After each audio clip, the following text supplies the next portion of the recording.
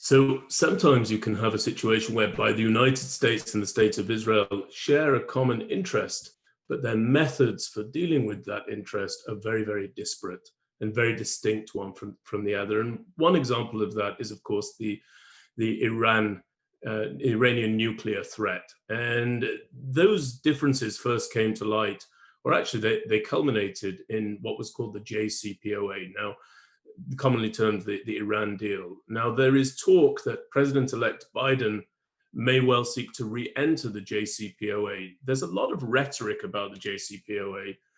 The privilege of having you here is that you can cut through that rhetoric and give us a bit more of a sound appraisal of that deal. So a Biden administration does seek to rejoin that. What would Israel like to see changed within the JCPOA itself? And also, a bit of a unique question for you. Are there any benefits that you feel have come to the state of Israel as a result of the JCPOA? You know, much of the pro-Israel community overseas absolutely tears away and slashes away at the validity of that deal. But I want to hear from you, not from anybody else. Can you assess any benefits that are contained within the JCPOA that Israel has reaped during the intervening years since its ratification? Let's start with a few basic facts. If when we are talking about nuclear capabilities, military nuclear capabilities, we are talking about technology that was developed 80 years ago, been more than that, okay? We're talking about around 80 years ago since the United States, Germany, and other countries started to think about taking, let's say, trying to use of nuclear technology in order to manufacture nuclear bombs. Okay, so we're not talking about something that is brand new. The second fact is that if we're talking about such an old technology, so to develop or to obtain at the end of the day a nuclear weapon, it's a matter of the willing of every country. Okay, almost every country. I'm not talking about the 4 countries that have no university or whatever, but when we're talking about a place like Iran, if you want to have it, at the end of the day, they can obtain it. So that's one thing. The second thing is that to deal with a country that wish to obtain a nuclear weapon, there are actually three options in order to stop it. Or to do what United States did with Iraq, okay? Send all the military forces and to kick out the rulers from Tehran and getting to a mess that we saw in Iraq on one hand, and then to bring a new, let's say, generation of leaders that will choose a different way and abolish the wish of the country to obtain a nuclear weapon. Okay, is it an option? I don't think so. Okay, I don't think that the United States is going to send 500,000 soldiers to take Iran, while thinking and understanding Iran is not a small country. Iran, it's the size of Iran is like half of Europe. Take Spain, Portugal, France, Germany, and the Benelux together. That's the size of Iran at the end of the day. Okay, it's a huge place. So I don't think that I don't see any American president that's going to take such a decision, and they're going to be very wise if he won't take such a decision, from my point of view. The second option is that we going to see a change of system in Iran. Okay, that Khamenei will be kicked out, and we'll see something more friendly there. A revolution in Iran is something that may take place, but nobody knows when. It can happen tomorrow, but it can happen 20 years from now. And that's a matter that the Iranian themselves will have to decide if they want to change the regime. No one from outside can do it. If we're going to see such a revolution starts, we can assist. Limited assistance, but we can do something. Okay, when talking about the free world, but the decision is going to be an internal Iranian decision. And the third option is to convince the Iranian regime to change their way of thinking, because running for a nuclear weapon, it's a political decision, and to say that we are not doing it and not doing it is, again, political decision.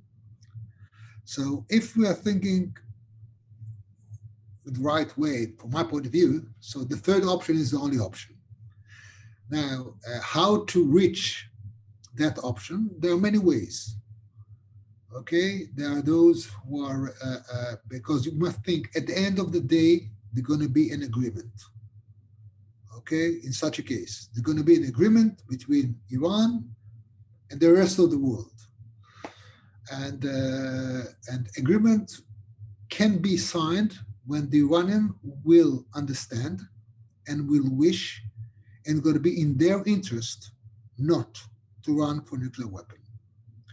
And I think that the sanctions that took place during the Obama administration had a huge, let's say, power in order to move the Iranian administration from their wishes. Unfortunately, and I'm not going to discuss why, the United States decided to start the negotiation a bit earlier than I personally thought. Mm-hmm. If we would have waited another year or so, I think that the outcome of the negotiation would have been much better. But at the end of the day, as Dr. Henry Kissinger said, any agreement is coming after negotiation, that no one can achieve whatever he wants. Okay? So we have to give up on few things. Because if there is an agreement that one is happy and the other side thinks that he lost everything, this agreement will not hold for a long time. That's history. So is that agreement, was it a good and excellent one? The answer is no. Okay? But it was an agreement. It gave us time. Okay? While understanding what Iran, the state of Iran, the bureaucracy there, the state of the economy, okay? I believe that in the long run, we're going to see changement, whether it's in the Iran policy, internal policy, and external policy, or with the change of a regime. But I don't know how long it's going to take. So, Biden administration will have to think, and they're not in yet. And it's going to take him, I believe, few months to choose their policy. And I hope that there are actually two mistakes that were done by the last administration, the Obama administration. I think that's my personal view. Number one, and the most important, is that in the first chapter of this agreement should be a diplomatic relationship between the United States and Iran to start on the day that this agreement was signed. That An American embassy should be open in Tehran, consulates all over the country. Iranian embassy should be open in Washington, and consulates in few big cities as they wish. Without proper diplomatic relation, you achieve nothing. And this should have been paragraph 1 of chapter 1 in that agreement. Another thing that was very important, according to the Iran is a member in the United Nations. Israel is member of the United Nations. Go and check Article 2, Chapter 2 in the UN declaration.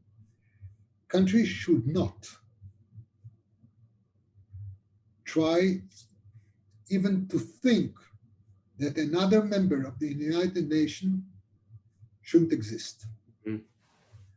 To accept the state of Israel as an independent state, it's there in the United Nations. The moment that we are in the United Nations, Iran are in the United Nations, that's a fact. We can have war, we can have disagreement, we can agree on nothing, but we cannot say that Israel should not exist. And that should have been in that agreement. Other things are negotiable. There are a few things there that were fine. There are many things that were not. But as I said, at the end of the day, an agreement was signed. And I'm not sure that saying that the agreement doesn't exist helped Israel, United States, or the world. Because at the end of the day, even if you have the agreement was the agreement on nuclear. Other two agreements should have been signed at the next step. One was on the missiles, and the third one on terror. But you cannot combine everything in one agreement. So I think that I hope the new administration will take the right measures, and I hope that Iran will not do stupid mistakes that in order to convince them to sit at a negotiation table, someone should use some force.